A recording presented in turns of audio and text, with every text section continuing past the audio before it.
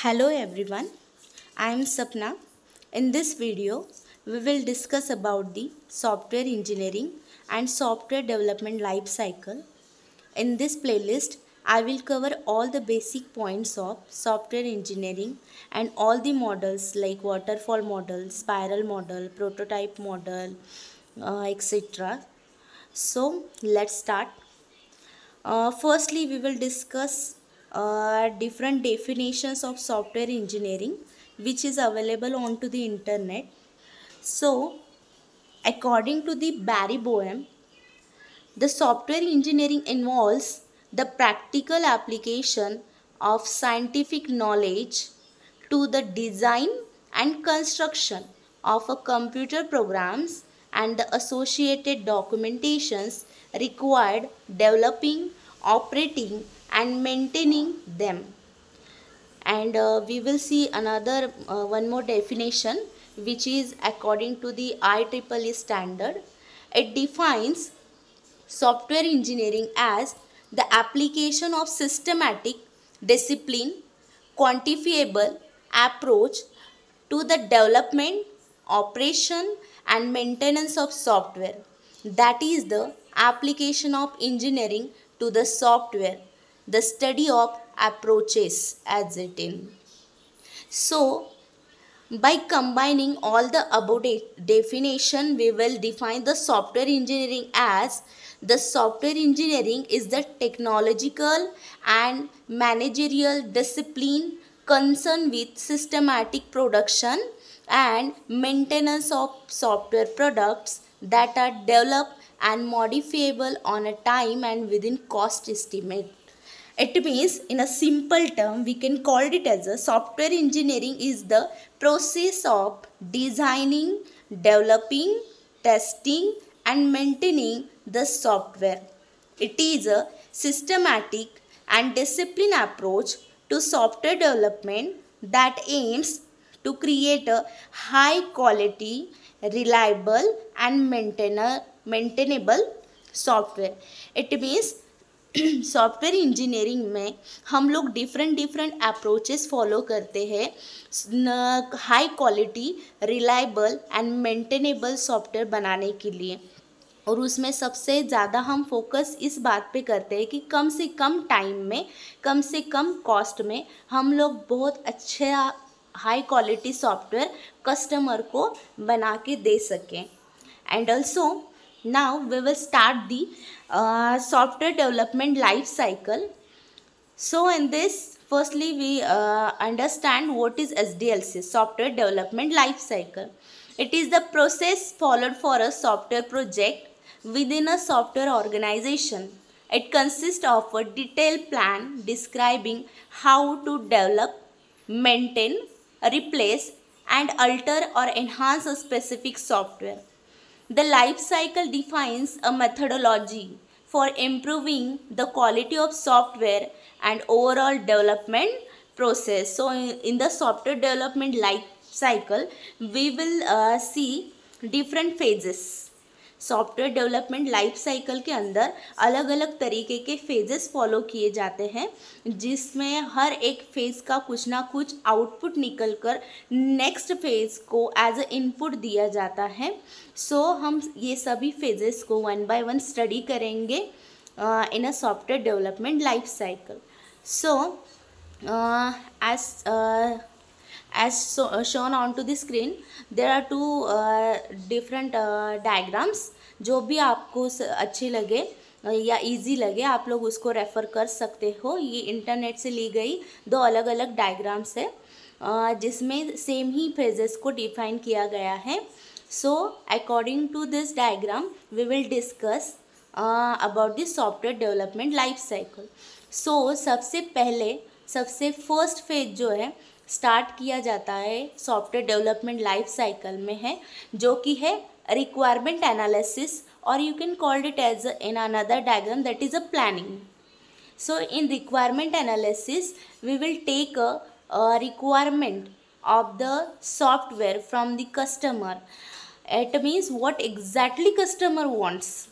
इस फेज़ में हम लोग इस बात को डिस्कस करते हैं कि रिक्वायरमेंट क्या क्या है, ऑब्जेक्टिव क्या है प्रोजेक्ट का या सॉफ्टवेयर का, हमें क्या बनाना है, कैसे बनाना है, इवन रिस्क एनालिसिस भी इसी फेज में किया जाता है। Then after that defining the requirements, this is another phase in that वहाँ पर डिस्कस किया जाता है जो भी रिक्वायरमेंट आई है उसके बेसिस पर सब डिफाइन करके as a input next phase को दिया जाता है, that is a designing phase. जैसे ही डिज़ाइनिंग में एंटर किया जाता है, it will take the all input from the defining phase and designing के अंदर लाइक डेटा फ्लो डायग्राम हो गया या फिर जो भी डिज़ाइनिंग का पार्ट रहता है वो कंप्लीट किया जाता है इन अ डिज़ाइनिंग फेज। और डिज़ाइनिंग के बाद वही एज अ इनपुट दिया जाता है नेक्स्ट फेज को, that is a coding phase. Coding phase के अंदर एक्चुअल में जो इम्प्लीमेंटेशन है, कोड बिल्ड का काम जो चलता है वो होता है। एंड देन एज जो भी आउटपुट निकलेगा, जो भी हम लोग सॉफ्टवेयर बना के रेडी करेंगे कोडिंग फेज के अंदर, उसी को टेस्टिंग के लिए भेजा जाता है। और अगर सक्सेसफुल टेस्टिंग हो गई, there is no any errors और bugs find out into the testing during the testing, then उसका जो आउटपुट निकलेगा या फिर मतलब नेक्स्ट फेज में चले जाते, that is a deployment. It is nothing but the launching the software to the customer. हम उसको यूज़ करने के लिए डिस्ट्रीब्यूट कर देते हैं, लोगों तक पहुंचा देते हैं उस सॉफ्टवेयर को। जब हम डिस्ट्रीब्यूट कर देते हैं, डिप्लॉय कर देते हैं, after that maintenance phase follow किया जाता है, लोगों से फीडबैक लिया जाता है कि उस सॉफ्टवेयर में कोई प्रॉब्लम है या फिर न्यू फीचर्स ऐड करने के लिए भी ये फेज़ बहुत इम्पॉर्टेंट होता है। सो वन बाय वन हम लोग डिटेल में इस फेज़ को डिस्कस करते हैं। So first phase is planning and requirement analysis. Requirement analysis is the most important and necessary stage in software development life cycle. The senior members of the team performs it with the input from all the stakeholders or customer and domain experts in the industry. And also planning for the quality assurance requirements and identifications of the risk associated with the project is also done at this stage. The business analyst and project organizer set up a meeting with the client to gather all the data like what the customer want to build, who will be the end user, what is the objective of product. Before creating a product, a core understanding or a knowledge of the product is very necessary.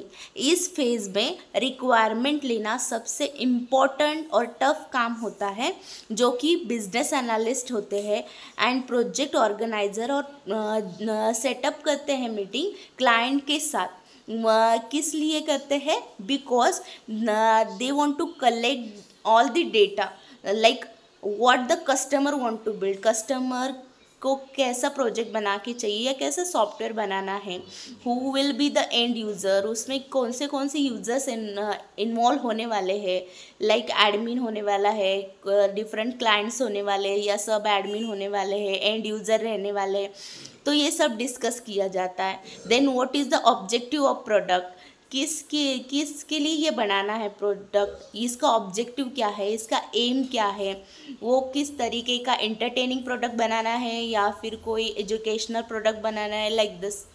So before creating the product, the core understanding of the knowledge of the product is very much necessary. So for example, a clients want to have an application which concern money transaction. In this method, the requirement has to be precise, like what kind of operation will be done, how it will be done, in which currency it will be done. So once the required function is done, an analysis is completed with auditing the feasibility of the growth of the product. In case of any ambiguity, a signal is set up for the further discussion. Once the requirement is understood, the software requirement specification document is created. The developers should truly follow these documents and also should be reviewed by the customer for further references. So in this phase, overall सभी चीज़ें discuss की जाती हैं जो products को या फिर project को या सॉफ्टवेयर को बनाने से पहले स्टार्ट करनी पड़ती, जो भी चीज़ें, जो भी रिक्वायर्ड डेटा रहेगा वो सब कुछ डेटा यहाँ पर कलेक्ट किया जाता है from the clients by meeting with them.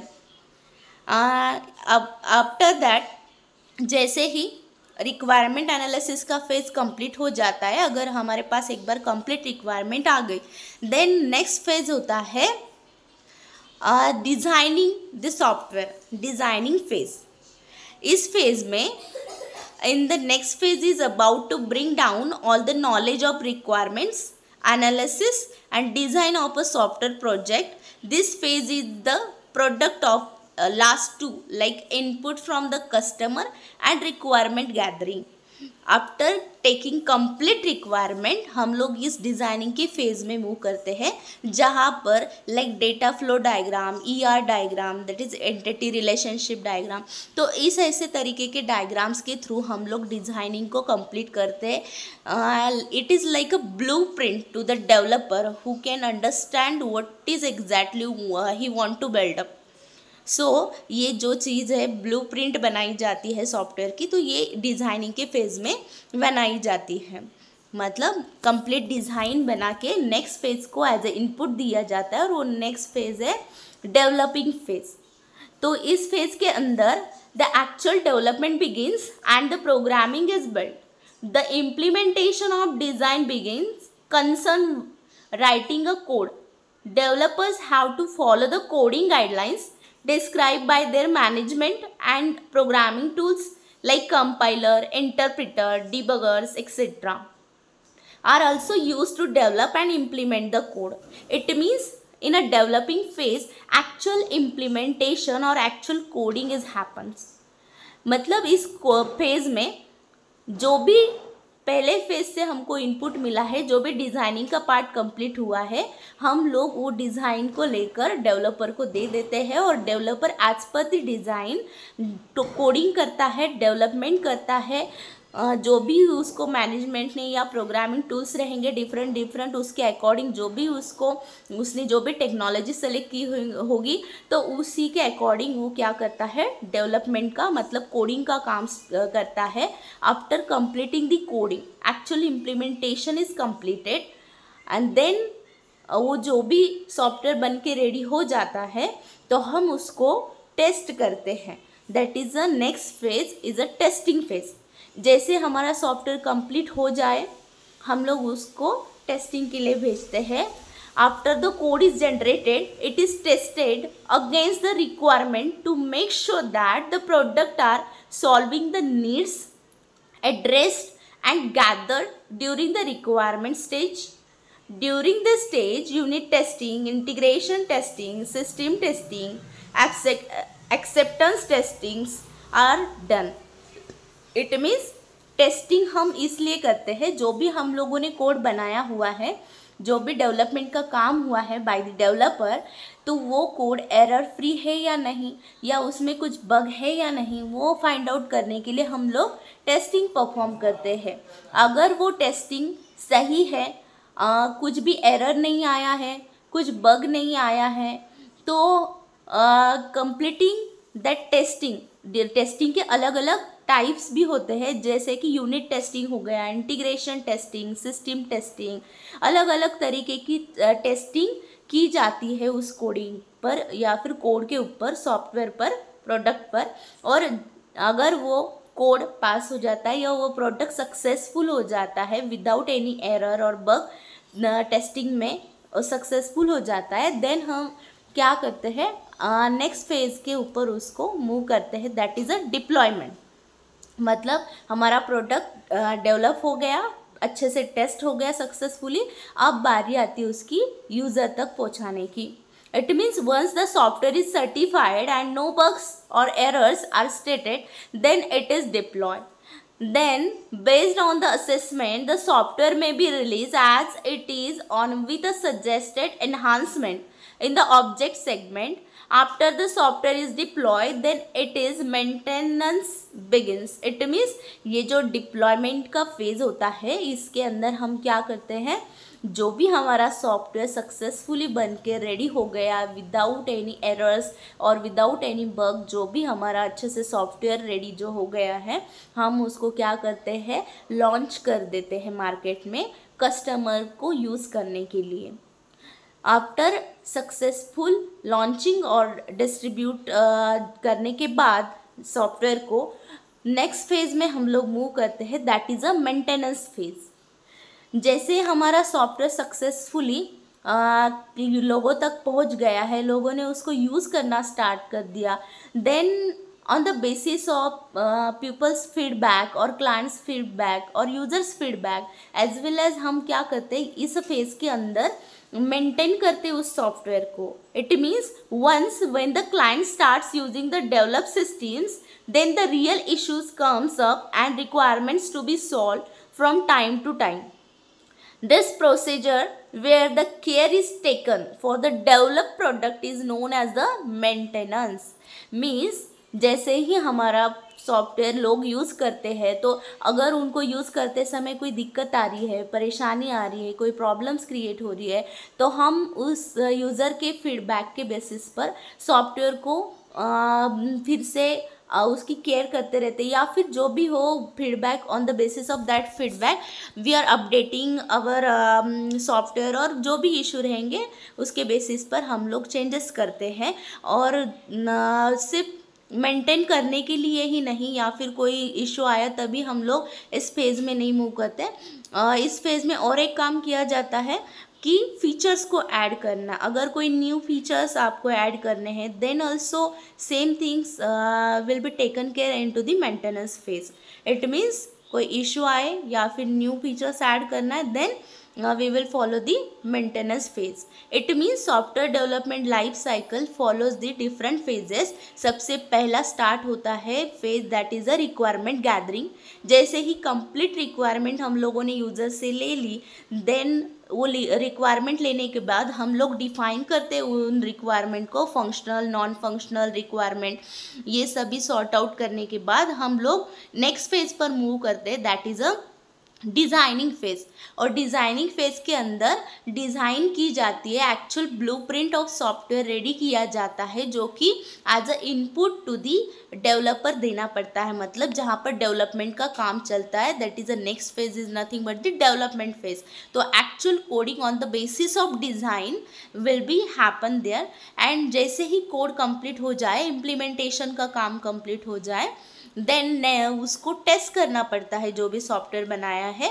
After successful testing without any errors और बग्स, हम लोग फिर उसको लॉन्च करते हैं मार्केट में यूज़र्स को यूज़ करने के लिए। अगर यूज़र्स को कोई दिक्कत आ रही है, प्रॉब्लम आ रही है, तो उसके बेसिस पर फिर हम लोग उनका फीडबैक लेते रहते हैं। मतलब टेस्टिंग के बाद डिप्लॉयमेंट यूज़ करने के लिए लोगों को सॉफ्टवेयर, और डिप्लॉयमेंट होने के बाद मेंटेनेंस फेज, दैट इज़ वहाँ पर हम केयर करते हैं सॉफ्टवेयर जो भी बनाया है, उसका जो भी इशू आएगा, जो भी प्रॉब्लम आएगा यूज़र को यूज़ करते समय, उसको भी सॉल्व करते हैं, एज वेल एज हम लोग उसके अंदर कुछ न्यू फीचर्स ऐड करने के भी काम करते हैं, और अच्छे से हमारे सॉफ्टवेयर को हाई क्वालिटी सॉफ्टवेयर या फिर क्लाइंट को यूज़फुल हो, अच्छा सॉफ्टवेयर बने, इस हिसाब से हम इस मेंटेनेंस फेज के अंदर काम करते हैं। I hope you understand.